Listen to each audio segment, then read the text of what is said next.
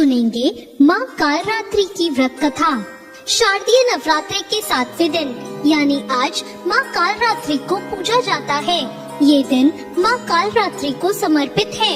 इस दिन माता की विधिवत पूजा अर्चना की जाती है। माता रानी की पूजा करने से सभी मनोकामनाएं पूर्ण होती हैं। माँ दुर्गा का 7वां स्वरूप माँ कालरात्रि असुरी शक्ति और दुष्टों का विनाश करने वाला है। दानव, दैत्य, राक्षस, भूत प्रेत माँ के स्मरण से ही डर के भाग जाते हैं। माँ कालरात्रि का रूप देखने में बहुत ही भयानक है। माँ कालरात्रि के बाल बड़े और बिखरे हुए हैं। माँ दुर्गा की 7वीं शक्ति कालरात्रि चमकीले भूषण पहनती है।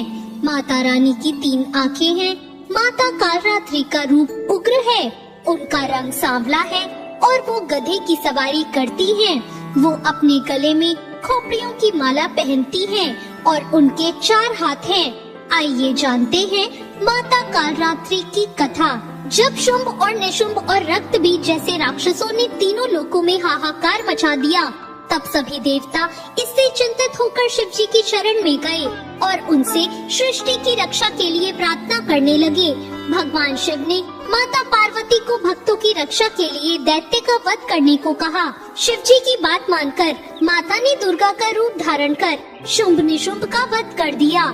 जब माँ दुर्गा ने रक्त बीज दानव को मौत के घाट उतारा, तो दैत्य के शरीर से निकले रक्त से लाखों की संख्या में रक्त बीज उत्पन्न हो गए। ये देखकर माँ दुर्गा ने अपने तेज से कालरात्रि को उत्पन्न किया और फिर माँ दुर्गा ने दैत्य रक्त बीज का वध कर दिया और उसके शरीर से निकलने वाले रक्त को जमीन पर गिरने से पहले ही माता ने अपने मुख में भर लिया। इस तरह माँ दुर्गा ने दैत्यराज के सभी रूपों का गला काटते हुए उनका वध कर दिया। या देवी सर्वभूतेषु माँ कालरात्रि रूपेण संस्थिता नमस्तस्यै नमस्तस्यै नमस्तस्यै नमो नमः। देवी कालरात्रि को कुमकुम से पहले तिलक करें, इसके बाद लाल मौली, गुड़हल और रात रानी के फूल चढ़ाएं। अंत में माँ कालरात्रि की आरती करें। फिर भोग में माता रानी को गुड़ का भोग लगाएं। इस दिन विधि विधान से पूजा करने से माँ कालरात्रि बेहद प्रसन्न होती है।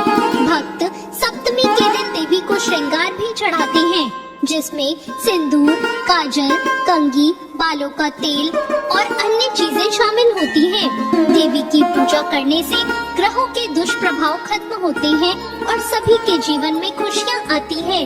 देवी अपने भक्तों की सभी मनोकामनाएं पूर्ण करती है और उनकी सभी बाधाओं को दूर करती है।